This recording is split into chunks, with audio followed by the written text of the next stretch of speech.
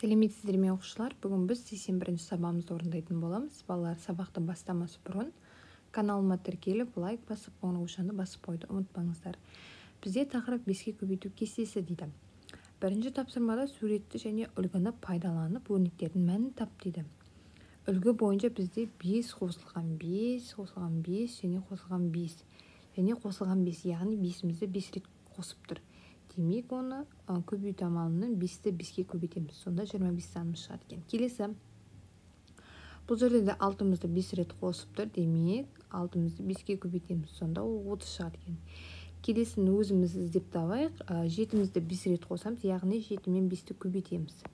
Сонда 35-міз шығады екен. Келесі 8-ді 5 рет қосамыз. Сонда ол бізде 8-ді 5-ке көбейткеніміз болады. Ол 40 санымыз шығады екен.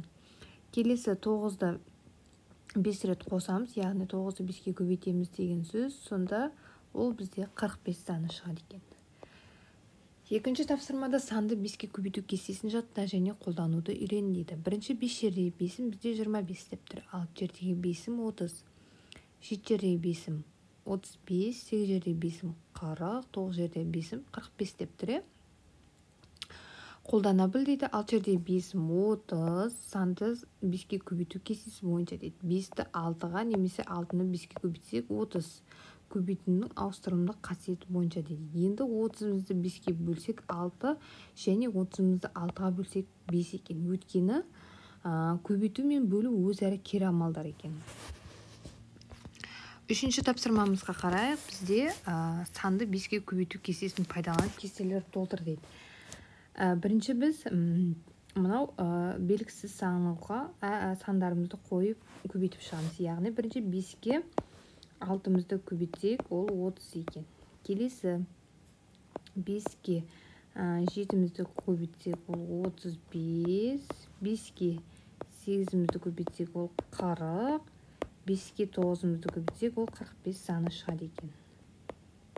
Енді келесі кестеге қарап, ол жерде бізде бөлінді амалы. Енді мына әрбір санымызды 5-ке бөліп шығады екенбіз. Ең бірінші 25-ті 5-ке бөлейік.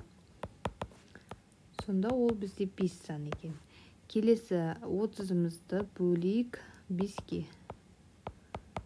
Сонда ол бізде 6. Келесі 35-мізді бөлейік 5-ке. Сонда ол бізде 7. Келесі 40-мызды бөлейік 5-ке. Сонда ол бізде 8.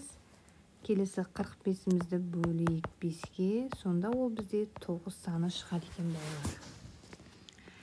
Төртінші тапсырма мысалдарды шығар дейді. Үлгі бойынша бізде 20 көбейтілген 5, ол бізде 20-мызды 2 ондық деп аламыз. Көбейтілген 5, сонда 10 ондық шығады екен. 10 ондықты біз 100 саны деп жазамыз. Келесі 100 бөлінген 5, яғни 100-ді біз 10 ондық деп алсақ болады екен.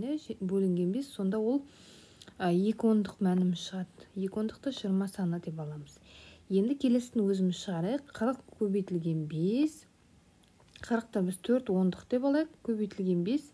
4 ондықты көбейтсек 5-ке, ол бізде 20 ондық болады, яғни ол 200 саны деп жазсақ болады. Келесі 200 бөлінген 5, 200-дік деп ала алмаймыз, сондықтан 20 ондық бөлінген 5 дейміз. Сонда бізде ол 4 ондық шығады, 4 ондықты біз 40 саны деп алайық. Келесі 2 килограммды көбейтеміз 5-ке. Ол бізде 10 килограмм, 10 литрімізді бөлеміз 5-ке, ол бізде 2 литріміз шығады. 30 минутымыз бөлеміз 5-ке, ол бізде 6 минут болады. 25 центнерімді бөлеміз 5-ке, сонда ол бізде 5 центнеріміз шығады екен балалар.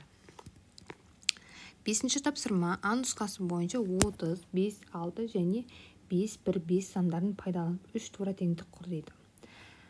Мен А нұсқасына 30 бөлінген 6 тең 5 көбейтілген 1. 30 бөлінген 5 немесе 5 қосылған 1 деп алдым. Келесі 30 азайтылған 5 немесе 5 көбейтілген 5 деп тура теңдікті құрдым. Енді Ә нұсқасы бойынша кестені толтыр дейді. Бізде бөлінгіш берілген. Бірінші мына белгісіз орындарды біз толтырып шығамыз. Бұл жерде 6 мен 5-тің көбейтіндісі. Сонда міне 30 саным шығып тұрген. Келесі бұл жерде бізде 35 пен 5-мізді бөлейік. Сонда жеті мәніміз шығады екен. Келесі қырығымызды бөлейік 5-ке. Сонда ол бізде 8 санымыз шығады. Енді бұл жерде бізде 9 мен 5 көрсетілген, яғни бұл жерде 5-міз бен 9-мызды, немесе 9 мен 5-мізді көбейтеміз. Сонда 45 санымыз шығады екен балалар. Енді келесі 6-шы тапсырма. Дәптерге қабырғасының ұзындығы 6 сантиметрге тең шаршы сыз дейді. Сіздер сызғыштарыңызды алып 6 сантиметрді өлшеп алып сызсаңыздар болады. Немесе тор көздерден 1 сантиметр дегеніміз ол 2 тор көзді білдіреді. Демек мен бұл жерде 6 сантиметрімді сызып шықтым, және олар қабырғаларын ұзындығымен енден 6 деп жазып шығамын. 7-ші тапсырма. Өрнектердің мәнін тап дейді. Бізде ең бірінші 8 көбейтілген 5, ол бізге 40-қа тең екен. Келесі 400 бөлінген 5 80-ге тең, 45 бөлінген 5 9-ға тең. Енді мына жерде 20 минутымыз көбейтілген 5 дейді, ол бізде 100 минутқа тең екен. 5-ті көбейтеміз 5-ке, ол бізде 25 килограммызды бөлеміз 5-ке, сонда ол бізде 5 килограмм болады екен. 8-ші тапсырма. Ең кіші 2 таңбалы санға 35-ті қосып шыққан санды ең үлкен 1 таңбалы санға бөліп қандай сан шықты дейді. Бізде ең кіші 2 таңбалы сан, ол бізде 10 саны болады екен. Енді сол 10 санымызды біз мына 35-мізге қосыңдар деп тұр. Яғни 10-ға 35-мізді қоссақ 45. Енді ең үлкен 1 таңбалы санға бөл дейді. Ең үлкен 1 таңбалы сан ол бізде 9 саны. Яғни 45-мізді сонда шыққанына 45 мәнімізді бөлеміз 9-ға. Сонда 5 саны шығады екен. Келесі 9-шы тапсырмаға қарай. Кел ойнайық дейді. Мәди мен Анар денсаулық сөзінде әріптерден сөздер құрастырды. Мәди 3 сөз, ал Анардың неше сөз екенін белгісіз, және 2 есе артық деп тұр. Бірінші біз Мәди мен Анардың сөзін қосып алайық. Сонда бізде 6 сөз шығады екен. Жауабы Анар 6 сөз құрастырды екен. Денсаулық дейді. Мәди мен Анардың құрастырған сөздерін табуға тырыс дейді. Денсаулық сөзінен сау деген сөзді құрастыруға болады. Саулық, ақ, у, дау, ақ, аулақ, және де тағы басқа сөздерді құрастыруға болады екен.